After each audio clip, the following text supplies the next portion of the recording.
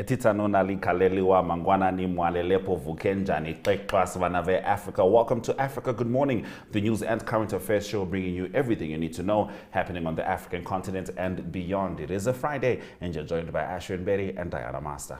How's it going?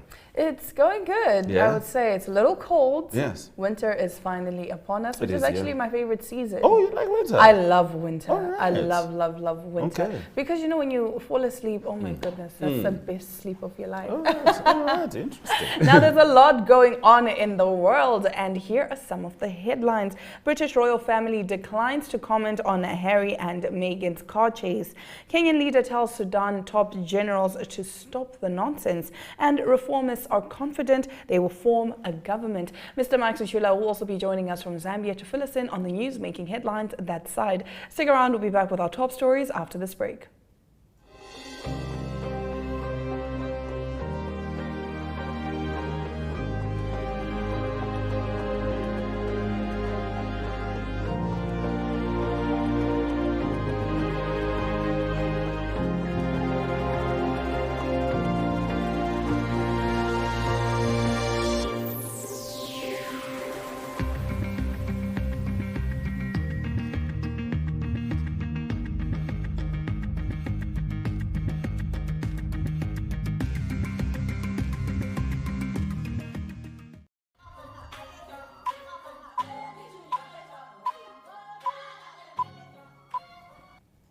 Let's get into the top stories. Royal family declines to comment on Harry and Meghan's car chase. On Tuesday evening, the Duke and Duchess of Sussex, along with Meghan's mom, Doria Ragland, attended MS Magazine's 2023 Women of Vision Awards.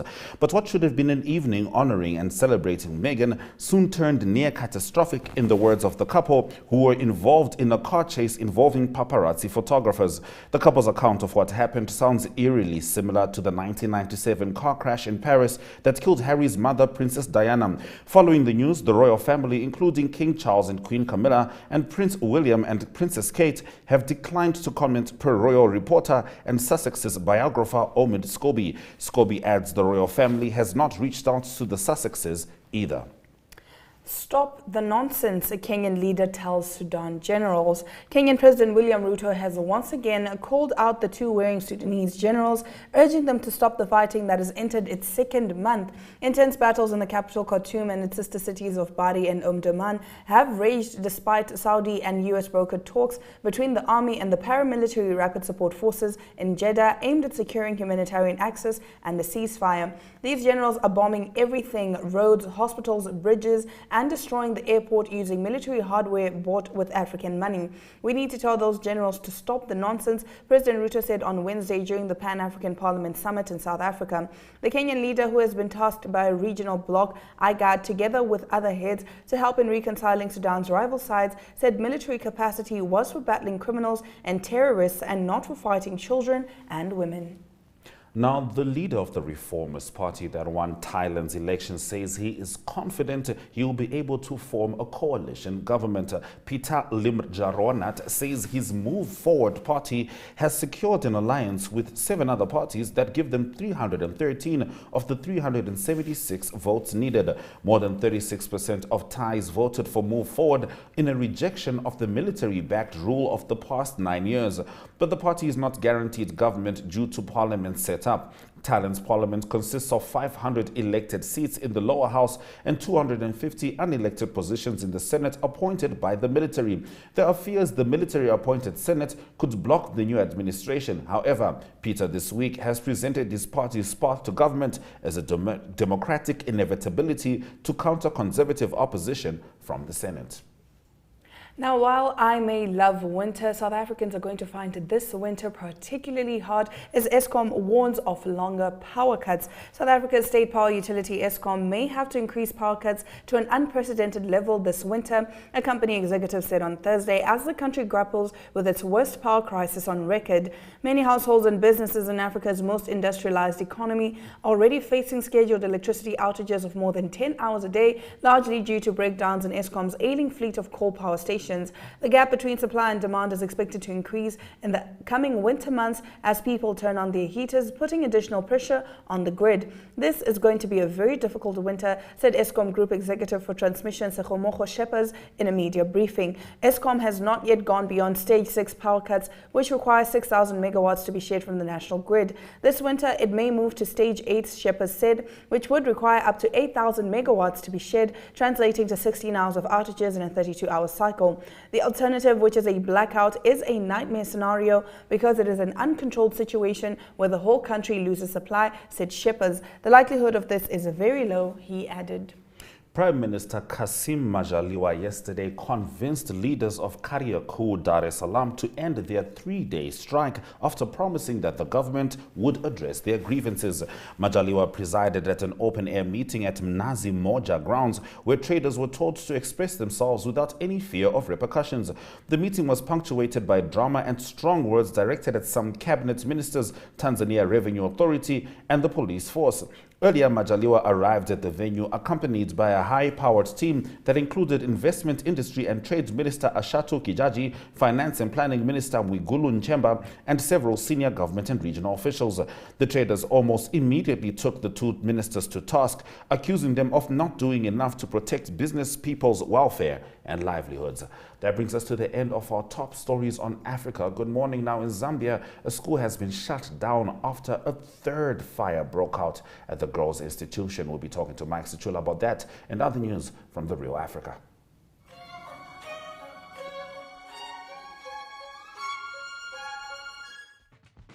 Welcome to My.NA Cars, your ultimate destination for everything automotive. I am your host, Diana Master. Teamwork makes the dream work, right? Discover the latest models, innovative technologies, and expert insights from our passionate hosts. Learn essential maintenance tips and get exclusive behind-the-scenes access to the automotive industry. Don't miss My.NA Cars on NTV every Thursday at 2100 hours. Tune in and ignite your passion for automobiles.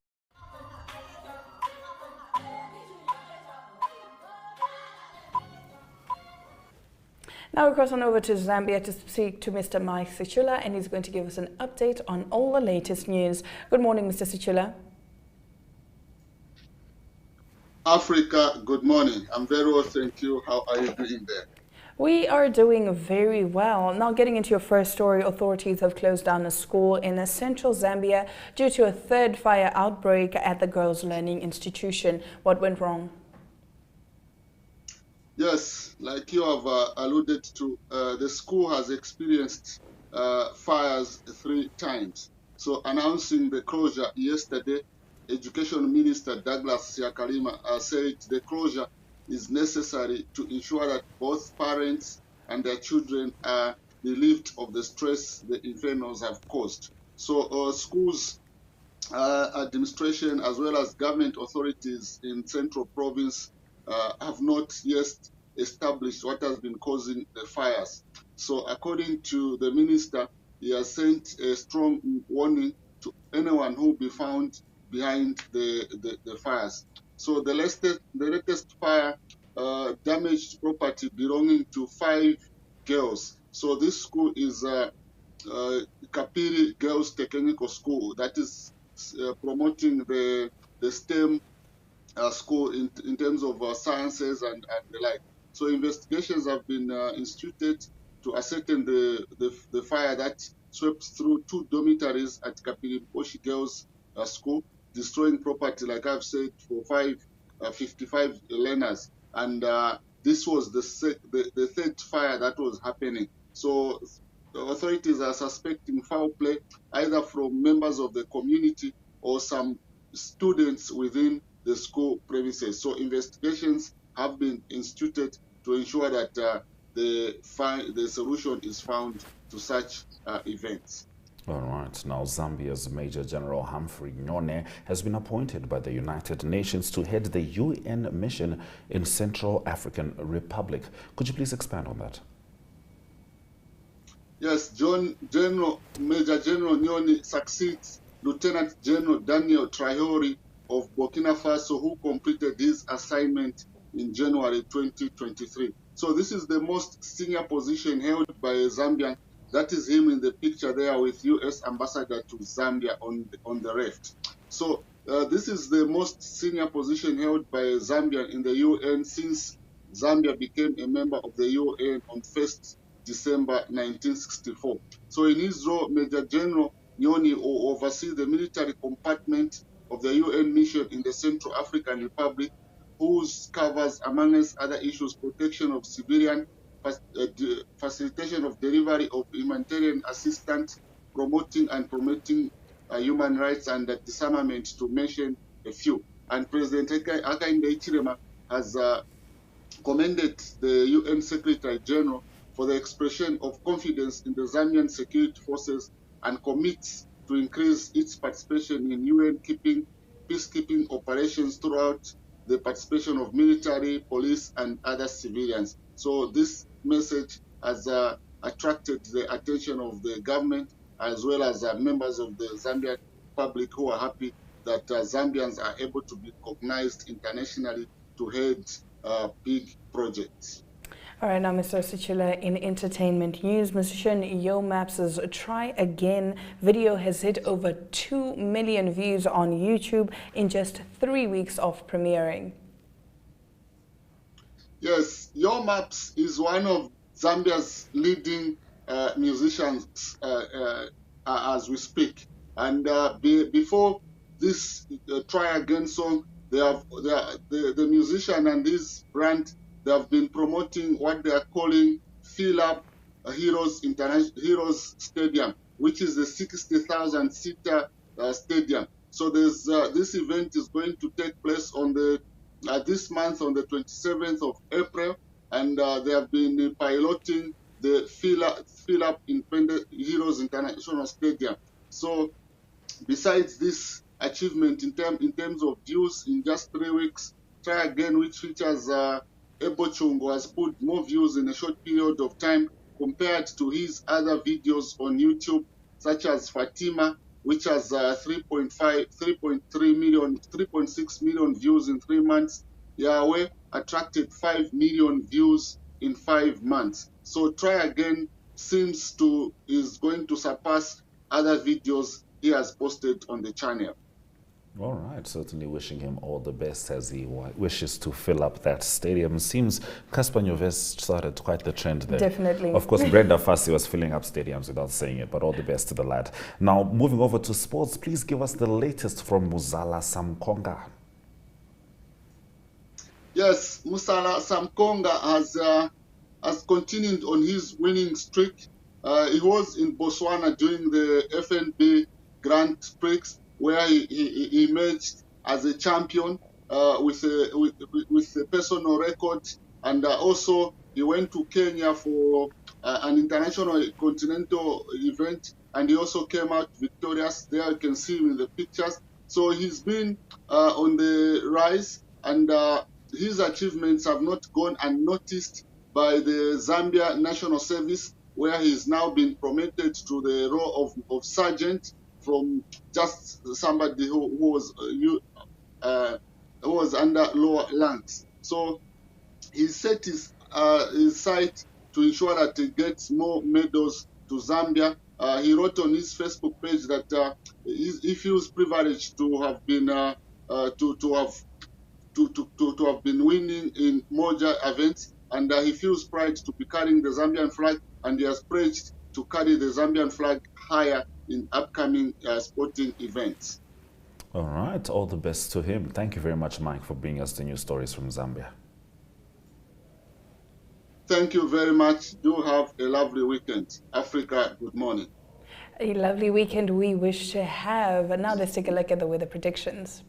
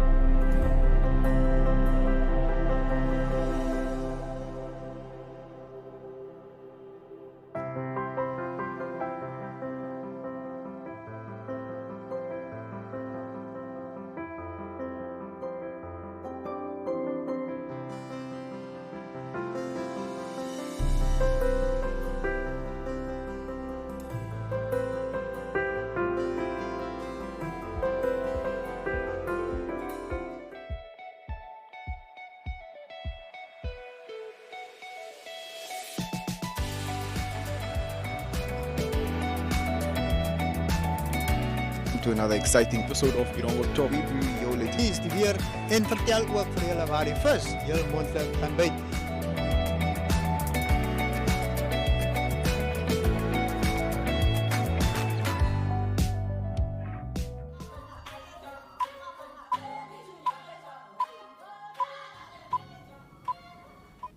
All right, let's get straight into the economic news stories. Pick and Pay to pay for 17,000 customers' shopping baskets. One of the largest retail stores in South Africa, Pick and Pay, said that it will be rewarding their smart shoppers by randomly selecting one winner from every store nationwide every day until the 18th of June 2023 to win their entire shopping for free. Pick and Pay said that it also aims to give away up to 10 million rand in free groceries over 6 weeks. The initiative aims to provide some relief to shoppers during a difficult period while also creating moments of true excitement. The initiative, launched on the 8th of May 2023, has already surprised over 2,700 winners with a free shop collectively valued at 1.6 million rand. 2 customers walked out with a free shop worth more than 10,000 rand each, much to their considerable delight, Pick and Pay said in a statement. To qualify to win, customers needed to swipe their registered Smart Shopper card and buy any 2 participating products. The winners will be notified at the till point, and their groceries will be packed into a limited edition golden reusable bag before they walk away with their entire basket or trolley of groceries free of charge. Now moving over to Sudan, vendors and farmers suffer amid rising prices and fuel shortages. North of Khartoum in the Sudanese Nile River state, the combat zone seems far away, but its destructive effects are deeply felt. The 1-month-long fighting has deepened the humanitarian crisis in the country, where 1 in 3 people already relied on humanitarian assistance before the war. Farmers in the Al-Kala region are affected by fuel shortages. Donkey carts have become the only means of transport. Petrol is not available now, and the price has increased on the black market. People can't transport their vegetables. Our hearts go out to the armed forces, and hopefully they will defeat those rebels so that this country will be rid of this rebellion. May God protect this country and all the regions of Sudan. These were words according to the United Nations Humanitarian Agency. Now the price of basic commodities such as food staples and water have gone up by 60% or more due to supply challenges. Gafar, who's an activist, praises the resilience and solidarity of the people of the eastern state of Kassala. All right, that brings us to the end of our economic news stories. We'll return with the sports package.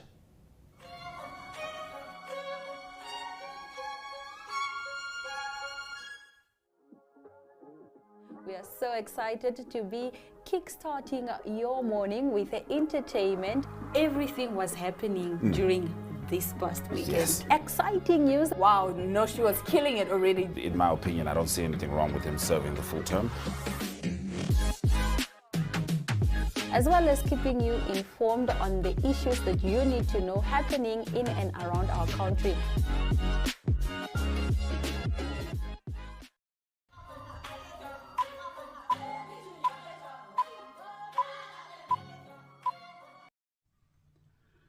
Good day everyone, time for international sports news, and starting off with soccer news. It is Champions League soccer news, and the teams that will play in the final on the 10th of June in Istanbul have been confirmed, and it is Manchester City that will play against Inter Milan. A big win for Manchester City at home in their semi-final, the second leg. They beat Real Madrid, the defending champions, by 4-0. They made it then 5-1 in aggregate, so it is quite a comprehensive victory for Manchester City, and they will probably be favourites to beat Inter Milan in the final. In the game, it was Bernardo Silva that got the team from Manchester City off to a good start in the first half, scoring in the 23rd and the 37th minute, and then also late in the game in the 91st minute, it was 4-1 when Alvarez scored his goal. Manchester City now unbeaten in European competitions since September of 2018. That's an astonishing record going back to 26 games. The final will be against Inter Milan in Istanbul on the 10th of June. Continuing international sports news with tennis news, the Italian Open continues, and it is the 2 top seeds, men and women, that's out of the tournament. Big news coming from Rome. It is in the men's division. It is Novak Djokovic, the number 1 seed. He lost to Holger Rune of Denmark, and the score there was 6-2, 4-6 and 6-2. That game was in the quarterfinals. In the semi-finals now, Holger Rune will now play against Casper Ruud. And Casper Ruud that beat Francesco Compendolo. He's from Argentina. The score there was 7-6 and 6-4. So Ruud and Rune will play their semi-final on Saturday. In the women's division, also big news. It is number 1 seed Iga Swiatek of Poland. She's out. She had to withdraw with an injury in the third set against Elena Rybakina. And the score there was 6-2 in the first set for Iga Swiatek. And then Rybakina won the second set 7-6. 2-all in the third set when Swiatek had to withdraw because of a knee injury. It is Elena Rybakina. She's the Wimbledon champion of 2022. She will now play against Jelena Ostapenko. It was Jelena Ostapenko that beat one of the favorites, Paula Badoza of Spain, 6-2, 4-6 and 6-3. Continuing international sports news with motor racing news, and the Emilio Romagna Grand Prix has officially been cancelled. It was going to take place this coming Sunday at Imola in Italy, but because of big flooding in the area, it has been cancelled. Emergency services under pressure, so the organisers say it's not possible to have safely hold the Grand Prix this Sunday. The next Grand Prix will now be on the 28th of this month. That will be the Monaco Grand Prix. And it is currently Max Verstappen that leads the points table on 119 points. He's in his Red Bull Honda, followed by Sergio Perez, his teammate, on 105 points. And then it is Aston Martin. It's Fernando Alonso on 75 points in third position. Closing off today's international sports news with cycling news. It is the Giro d'Italia that continues. It's stage 11. They go all the way to stage 21. That will be on the 28th of this month that will finish. And the stage 11 was won by Pascal Ackermann. It was a tight sprint to the finish line. He won on the photo finish from Jonathan Milan. And in third position was Mark Cavendish. General classifications at the moment, it is still Gareth Thomas of Great Britain that's leading at a combined time of 44 hours, 35 minutes and 35 seconds. And he leads by 2 seconds over Primož Roglič. And there's still many stages to come with lots of mountains, so it can change very quickly. In third position at the moment is Jo Almeida. He's 22 seconds behind the leader. That's international sports news for today. Hope you have a great sport day, and we talk again tomorrow. Goodbye.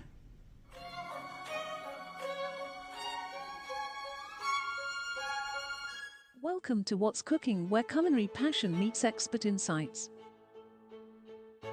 Somebody must really want to cook and want to cook good food. Immerse yourself in the bustling world of professional kitchens as top chefs create mouth-watering dishes. Join us for in-depth interviews as our host explores the experiences and expertise of our guest chefs. Don't miss out. Tune in to What's Cooking on NTV every Friday at 2100 hours and let the culinary adventure begin.